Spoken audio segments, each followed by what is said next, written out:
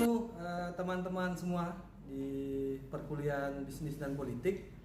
Kali ini kita akan mendiskusikan tinjauan kritis terkait dengan apa saja yang berkaitan dengan ekonomi politik. Nah, dua hal yang kita bicarakan secara umum yaitu tentang oligarki dan kapitalisme.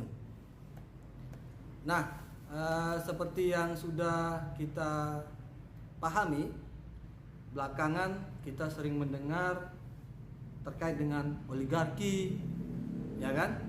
Omnibus Law itu lahir dari rahim kekuatan oligarki. Nah, lalu pertanyaan yang paling mendasar pada kita itu adalah oligarki itu apa? Nah, kita akan melihat bagaimana misalnya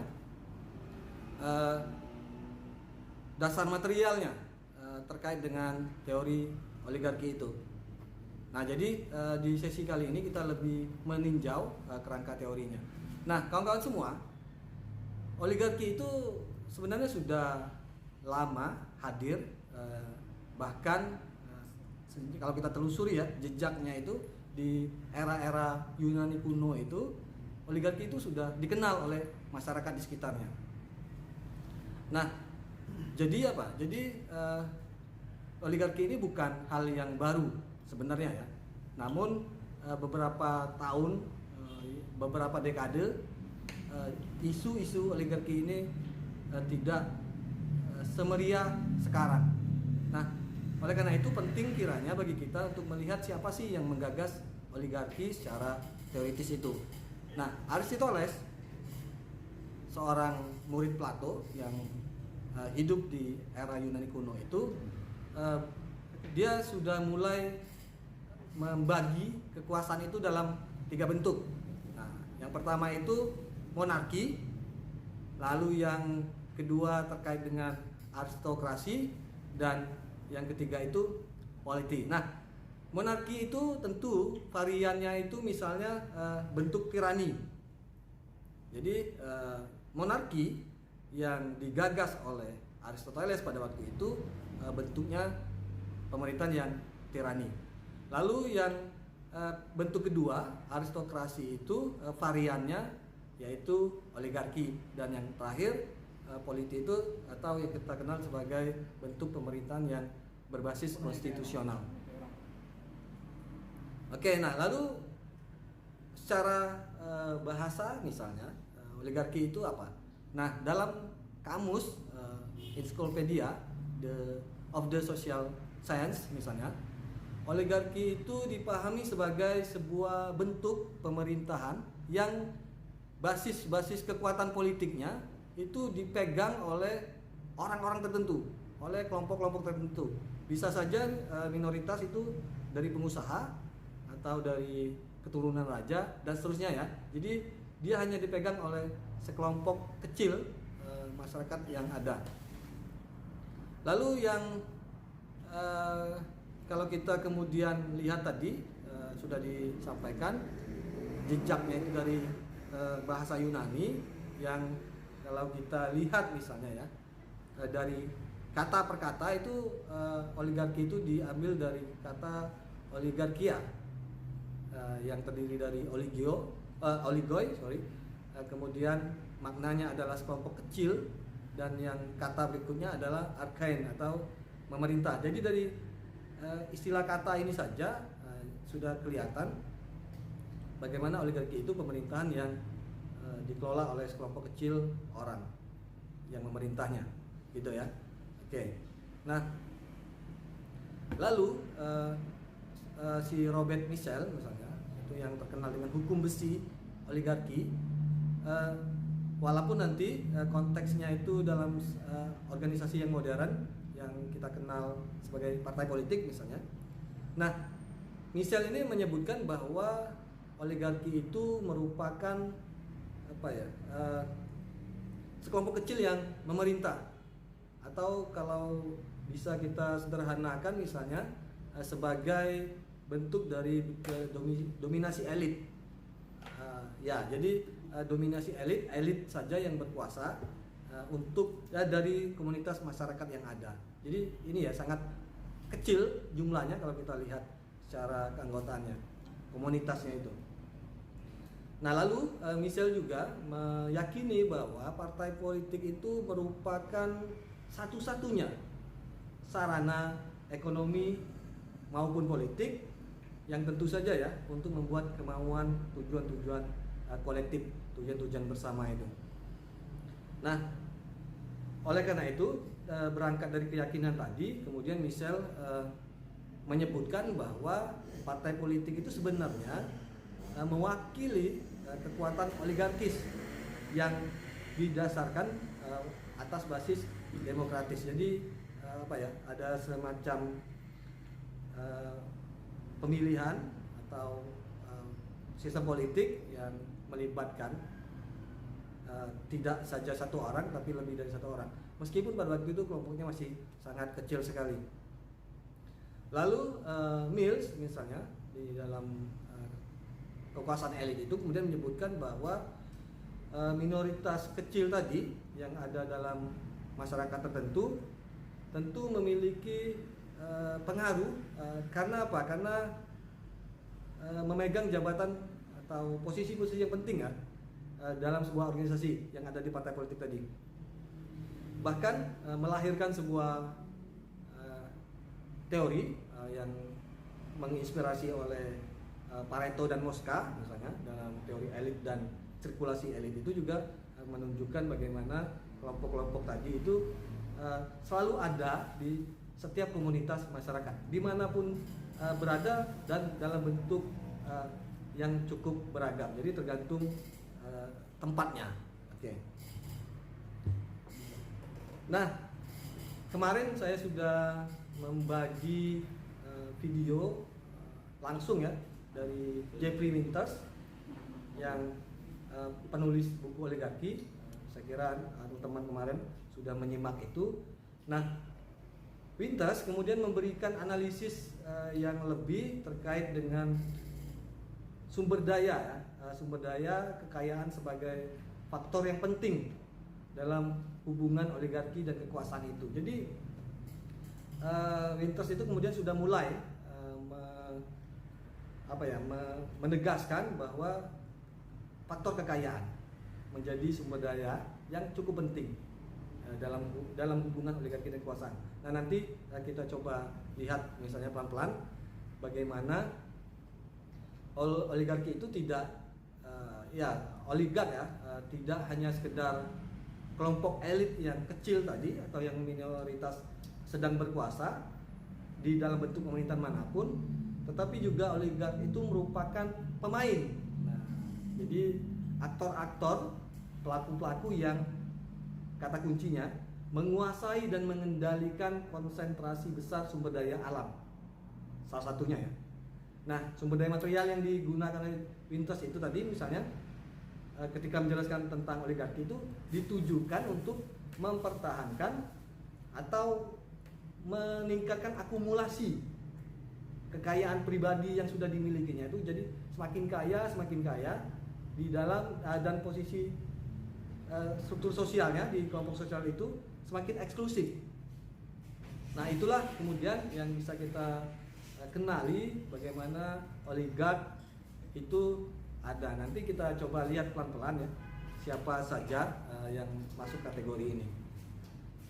Nah, dengan basis ini tadi kemudian teori oligarki berkembang dengan argumentasi bahwa apapun jenis bentuk kekuasaan yang melekat yang ada di kelompok masyarakat tertentu, kekayaan yang ekstrim ini, yang luar biasa ini ternyata memberikan pengaruh yang sangat besar ya terhadap kelompok oligark. Untuk apa? Untuk melindungi, dan tidak saja melindungi namun juga sekaligus mengembangkan, melebarkan sayapnya. Jadi oligark ini jarang sekali dia langsung kalau dalam bentuk terkini ya dia berada di belakang panggung politik. Jadi dia mengendalikan politik itu bukan langsung terjun menjadi politisi. Tapi ada juga mungkin kaki tangannya yang nanti kita lihat bagaimana cara kerjanya. Nah, teman-teman semua, jadi yang di yang diakumulasi oleh kelompok oligark ini dan yang ingin dikendalikannya terkait dengan kebijakan-kebijakan politik dan ekonomi. Nah, itulah kemudian kenapa semakin pasca reformasi itu ternyata struktur kelompok yang mengendalikan dan menguasai sumber daya yang ada di Indonesia itu tidak berubah. Jadi yang kaya itu tetap masih didominasi oleh aktor-aktor lama yang dibesarkan oleh Soeharto, kelompok-kelompok oligarkinya. Nah, nanti saya kira di beberapa pertemuan yang akan datang itu kita akan coba mengelaborasi bagaimana sih varian-varian kelompok-kelompok warisan dari Orde Baru itu yang masih eksis hingga saat ini di era reformasi. Ada juga beberapa aktor yang baru, tapi masih jumlahnya masih kalah didominasi oleh kelompok yang lama. Nah, jadi teman-teman itu semua kita tadi sudah mendiskusikan bagaimana oligarki tadi muncul, lalu variannya seperti apa dan tujuannya untuk apa. Nah, berikutnya kita ingin melihat sebenarnya tipe-tipe oligarki itu seperti apa sih kalau secara teoritis ya. Nah, Wintas kemudian memetakannya terkait dengan tipe-tipe oligarki itu. Yang pertama oligarki militer. Nah, ini yang pertama ya. Tentu dari namanya saja dari oligarki militer, berarti dari kelompok-kelompok militer ini. Nah, Indonesia pernah mengalami ini. Kalau kita lihat jejak sejarah Orde Baru misalnya, ada Dwi Fungsi ABRI pada waktu itu. Nah, itu juga memberikan fenomena ini. Militer bermain di sektor bisnis. Jadi banyak sekali nanti kita lihat. Bahkan di pendidikan pun militer hadir. Misalnya UPN ya, Universitas Pembangunan Nasional itu kan dulu veteran, itu dikuasai oleh yayasan militer. Nah, kemudian baru diambil alih oleh Kementerian Pendidikan ya, dan Kebudayaan. Itu baru-baru saja, belum lama lah, belum ada satu dekade peralihan sektor pendidikan itu yang selama ini dikuasai oleh militer. Apalagi bisnis ya, mulai dari kayak semacam mungkin kargo ya, ada gajah apa itu, nah itu macam-macam itu. Nanti kalau kita lihat pelan-pelan apa saja yang ada di Indonesia terkait dengan ini, itu akan muncul nanti. Oke, nah itu yang pertama. Lalu yang kedua, oligarki pemerintahan. Nah, ini tentu yang mengendalikan kebijakan, yang pembuat kebijakannya adalah kelompok ini. Sehingga kepentingannya pun juga untuk kelompok-kelompok yang memang sedang menduduki jabatan politik itu. Nah, yang ketiga itu Wintos menyebutkan ada oligarki kesultanan, dan yang terakhir itu ada oligarki sipil. Nah, nanti kita lihat ya di sesi diskusinya itu mana yang paling dominan ada di Indonesia, tipe mana yang paling ini ya, paling lama bertahan dan tetap mewarnai proses pemerintahan yang berkaitan dengan ekonomi politik di Indonesia.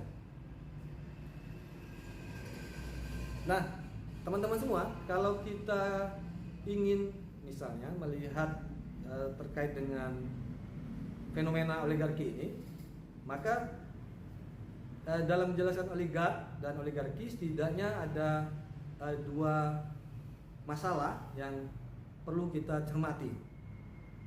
Yang pertama itu adalah basis ininya, basis dari kekuasaan minoritas oligarkis itu. Jadi apa? Jadi semua bentuk dari pengaruh kekuasaan minoritas tentu saja hadir karena adanya konsentrasi yang luar biasa ya dari kekuasaan, kemudian menjadi semacam hak istimewa untuk mengontrol kekuasaan.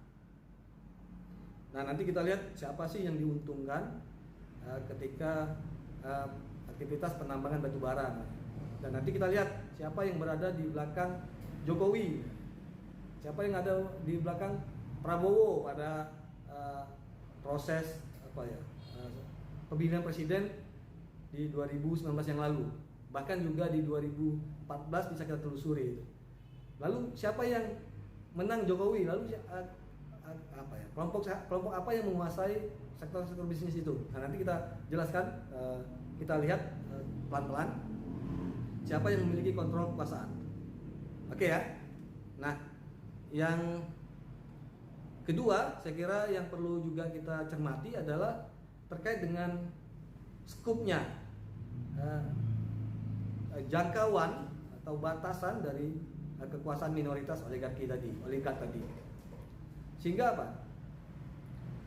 Kita bisa melihat bagaimana sih dominasi kelompok ini yang melewati sekat-sekat misalnya dari kelompok-kelompok tertentu, sehingga dari berbagai sisi aktivitas sosial itu, mulai dari belanja pasar, misalnya belanja kebutuhan sehari-hari, impor beras, misalnya ya, saya kira banyak yang bisa kita lihat nanti. Itu juga ternyata tidak terlepas dari kelompok ini, kelompok yang sangat berkuasa di sisi ekonomi maupun di sisi politik. Nah, oleh karena itu kawan-kawan semua, yang bisa kita cermati lagi, misalnya terkait dengan bagaimana keterkaitan tadi oligarki itu ketika mengadaptasi teori sumber daya. Jadi kita ingin Winters itu kemudian mengembangkan bagaimana teori oligarki yang mengadaptasi teori sumber daya itu. Nah, yang pertama itu bukan pertama ya, tapi yang bisa kita lihat itu misalnya terkait dengan perlindungan kekayaan para oligark itu. Nah, terkait dengan perlindungan kekayaan para oligark itu ada dua hal yang bisa kita lihat, ada dua komponen. Misalnya pertama, perlindungan propertinya. Jadi mengamankan hak milik yang sudah ada. Lalu yang kedua itu memberikan perlindungan di sisi pendapatan. Jadi bagaimanapun siapapun yang menjadi pemimpin, kelompok-kelompok oligark ini mencoba untuk menjaga bagaimana aliran-aliran sumber-sumber keuntungan di berbagai sisi misalnya itu sebisa mungkin tetap dikendalikan oleh mereka, sehingga tidak saja hanya aman tapi juga terus berkembang. Nah, siapapun yang menjadi pemimpin pada waktu itu.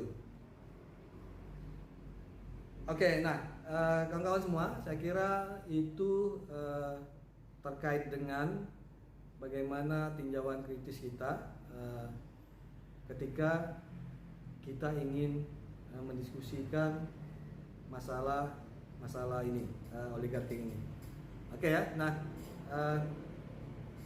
nanti di sesi berikutnya kita akan kembali melihat sebenarnya bagaimana sih wacana-wacana oligarki ini yang terus sebenarnya mewarnai perjalanan kehidupan politik yang ada di Indonesia. Mulai dari Soeharto misalnya, karena menurut Richard Robinson misalnya, era Soeharto lah yang menghidupkan dan menyuburkan model kapitalisme yang ada di Indonesia dan bertahan hingga saat ini. Nah, lalu setelah Soeharto itu berakhir, ya, apakah pola yang sudah ada tadi masih tetap eksis atau memang sudah berganti? Nah, nanti di sesi yang akan datang kita coba mendiskusikan itu. Baik, teman-teman semua, terima kasih ya sudah mengikuti diskusi kali ini. Kita bertemu lagi di sesi yang akan datang.